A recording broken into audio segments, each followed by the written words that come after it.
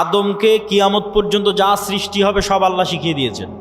ওই ক্যামেরা, ওই কম্পিউটার, ওই মোবাইল, ওই বিমান, ওই পারমাণবিক বম সব আদম আলাইহিসসালাম জানতেন। আদম আলাইহিসসালামের ব্রেনে ছিল বলেই সেটা ট্রান্সফার হতে হতে হতে হতে হতে হতে মানুষের ব্রেনে এখনও আছে। এই জন্য ওটা মানুষ বের করে নিয়ে আসতে পারতেছে। যদি বাপের ব্রেনেই না থাকে জীবনে সম্ভব নয় ওটা নিয়ে আসা। বাপের ব্রেনে ছিল, ট্রান্সফার হতে হতে মানুষের ব্রেনেও আছে। সময় সাপেক্ষে যুগের প্রয়োজনে বের হতে থেকেছে। যুগের চাহিদায় ওই পর্দাটা উন্মুক্ত হয়ে গেছে, যুগের চাহিদায় ওই পর্দাটা উন্মুক্ত হয়ে গেছে, ওই জ্ঞানের দরজাটা খুলে গেছে। কিন্তু সবগুলো জ্ঞান আগেই বাপের ব্রেনে রাখা আছে। বাপের ব্রেন থেকে ট্রান্সফার হতে হতে সন্তানের ব্রেনেও আসতে থেকেছে। যুগের প্রয়োজনে যখন যে জ্ঞানের দরকার, যখন যে গায়েবের পর্দা উন্মোচন হওয়ার দরকার, সেটা উন্মোচন হতে থেকেছে। ও আল্লামা আদম আল আসমা কুল্লাহা, সব শিখিয়ে দিলেন আল্লাহ আদম আলাইহিস সালাম। তারপরে ফেরেশতাদের ডাক দিয়ে বললেন, ফেরেশতারা বলো, আম্বিউনি বি আসমাই হাউলাই, এগুলোর নাম বলো, এগুলো কি? তখন ফেরেশতারা আর বলতে পারে না। ক্বালু সুবহানাক লা ইলমা লানা ইল্লা মা আল্লামতানা, আল্লাহ আপনার পবিত্রতা, আপনি মহাপবিত্র, আমরা অতটুকুই জানি যতটুকু আপনি জানিয়েছেন, এর বাইরে আমাদের জানার কোনো ক্ষমতা নেই। ইন্নাকা আনতাল আলিমুল হাকিম, আপনি হলেন সর্বজ্ঞানী, আপনি হলেন সর্বজ্ঞানী এবং সর্বপ্রজ্ঞাময়। তখন আল্লাহ বললেন, ইয়া আদম আম্বিউহুম, এই যে আদম, এবার তুমি বলো তো এই জিনিসগুলোর নাম কি? ফালাম্মা আম্বাহুম বিআসমাইহিম, তখন আদম আলাইহিস সালাতু ওয়াস সালাম সবগুলোর নাম বলে দিলেন। এবার আল্লাহ ফেরেশতাদের বললেন, ওয়াইজ কুলনা লিল মালাইকাতি ইসজুদু লি আদম, তখন আমি আল্লাহ ফেরেশতাদের বললাম, ফেরেশতারা তোমরা এবার আদমকে সিজদা করো। তাহলে আমরা সবার আগে কাদেরকে দেখলাম? এবার বলেন, জোরে বলেন না যে কাদের দেখলাম, না আর এক মানুষকে দেখেছি। তাহলে আপনার বাপ মা আগে না ফেরেশতা আগে? ফেরেশতা আগে। আপনার সন্তান আগে না ফেরেশতা আগে? আপনার সন্তানের অস্তিত্বের চেয়ে বিশেষত্ব আপনার সাথে ফেরেশতা আছে, আমাদের সাথে ফেরেশতা আছে। আপনার বাপ মায়ের অস্তিত্বের চেয়ে বিশেষত্ব যে আমাদের সাথে ফেরেশতা আছে। কেন আমরা যখন প্রথম সৃষ্টি হয়েছি তখন থেকে ফেরেশতাদের সাথে আমরা কানেক্টেড, তখন থেকে আমরা ফেরেশতাদের দেখেছি। গায়েবের উপর ঈমান না থাকার কারণে দুনিয়াতে এসে ভুলে গেছি। তাহলে আদম আলাইহিস সালাতু ওয়াস সালামের ঈমান কোন লেভেলের হবে যে ফেরেশতারা আছে? আদম আলাইহিস সালাতু ওয়াস সালামের ঈমান তার ছেলের অস্তিত্বের চেয়ে বেশি যে ফেরেশতারা আছে। আদম আলাইহিস সালাতু ওয়াস সালামের ঈমান তার স্ত্রী হাওয়ার অস্তিত্বের চেয়ে বেশি যে ফেরেশতারা আছে। সম্মানিত উপস্থিতি, তাহলে ফেরেশতাদের অস্তিত্ব আছে, নূর বিরাজ করতেছে, দেখি না কেন, দেখা যায় না কেন, কি সমস্যা? তো এইটার ক্ষেত্রে আপনাকে দু একটা উদাহরণ দেই। আজ থেকে 100 বছর আগে আটমূলের যে মানুষটা মারা গেছে, সেই মানুষটাকে আজকে উঠান, যদি তাকে জীবিত করা যায় তাহলে সে জীবিত হলো। জীবিত হওয়ার পর সেই মানুষকে আপনি বলবেন যে আমি আব্দুল্লাহ আওয়াজ দিব, এখানে বাজবে ঢাকায়, সাথে সাথে আমি আওয়াজ দিব, এখানে আওয়াজ বাজবে কোথায়? ঢাকাতে। আমি আওয়াজ দিব, এখানে বাজবে আমেরিকাতে। আমি আওয়াজ দিব, এখানে বাজবে মক্কায়। সে কি বিশ্বাস করবে? কিন্তু এখন তো বাজতেছে, এই যে লাইভ চলতেছে, সারা পৃথিবীতে বাজতেছে, বলতেছি এখানে, বাজতেছে সারা পৃথিবীতে। তাহলে এই যে ইলেকট্রোম্যাগনেটিক ওয়েভ, তরঙ্গ, আলোর তরঙ্গ ওয়েভ, এইটার মধ্যে ডাটা ধারণ করার ক্ষমতা, তথ্য, মানুষের কথা এটার মধ্যে থাকতে পারে, মানুষের দৃশ্য এটার মধ্যে থাকতে পারে। এইটা আল্লাহ যেই দিন পৃথিবী সৃষ্টি করেছে ওই দিন থেকেই আছে, মানুষ জানেনি, গায়েব। তাহলে 100 বছর আগে আটমূল থেকে যে মানুষ চলে গেছে এটার কাছে গায়েব। যে তার আওয়াজ এই ওয়েভের মধ্যে থেকে যেতে পারে, তার দৃশ্য এই ওয়েভের মধ্যে দিয়ে প্রবাহিত হতে পারে। শুধু তাই নয়, মানুষের পক্ষে যদি আজকে সম্ভব হয় যে মানুষ আলোর গতি তথা যেই আলোর মাধ্যমে, যে ওয়েভের মাধ্যমে আমার কথা মোবাইল দিয়ে এখন ঢাকাতেও বাজতেছে, লালমনিরহাটেও বাজতেছে, আমেরিকা, লন্ডন, ইউরোপেও বাজতেছে, সৌদি, কুয়েত, কাতার, বাহরাইনেও বাজতেছে এখন সাথে সাথে।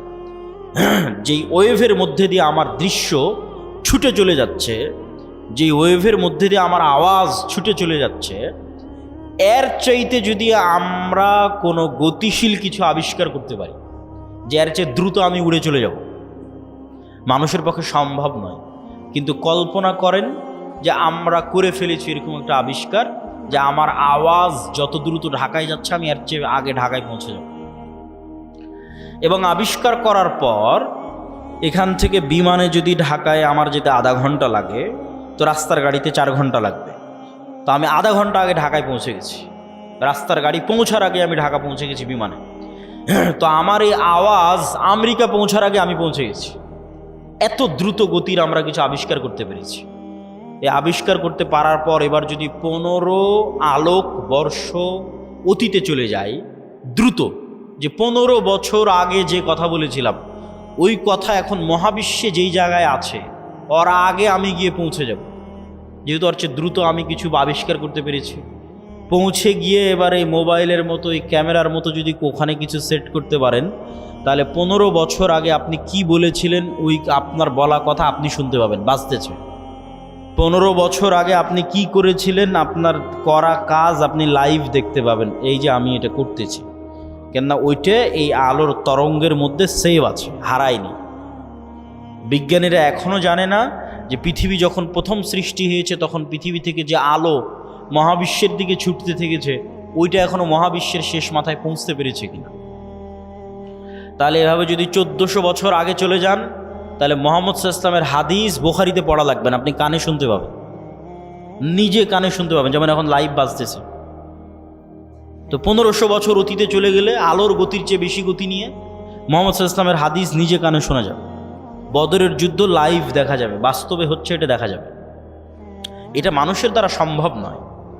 এটা দিয়ে আল্লাহ মানুষের গুনাহকে গোপন রেখেছে, নাহলে একজন মানুষের গুনাহ গোপন থাকতো না। এই আলোর গতির চেয়ে মানুষের গতি কম থাকার কারণে মানুষের গুনাহ আজ গোপন আছে।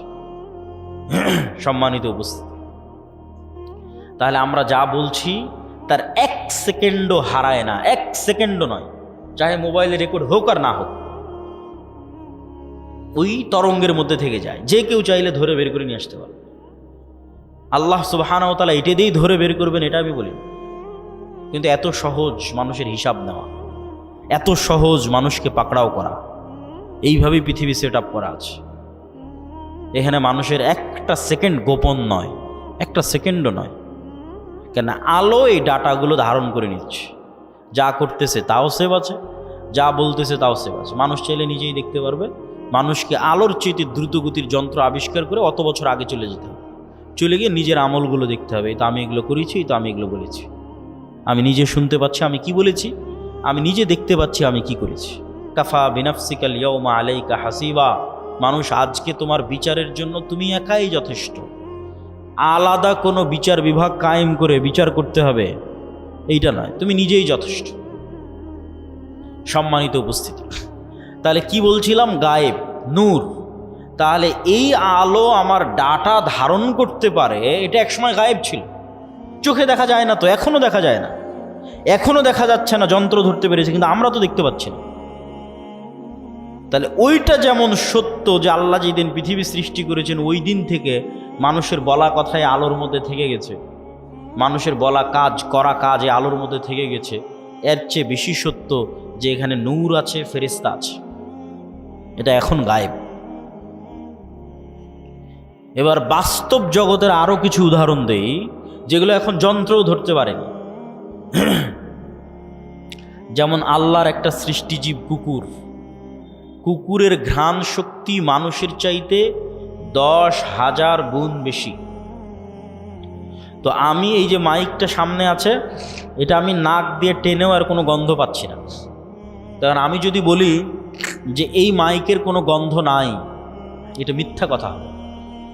এই মাইকটাই আপনি একটা প্রশিক্ষিত কুকুরের নাকে ধরেন, তারপর মোলাম গাড়ি বাজারে ফেলে রেখে আসেন কোনো এক জঙ্গলে, ওই কুকুর ওখান থেকে খুঁজে বের করে নিয়ে আসবে এই মাইককে।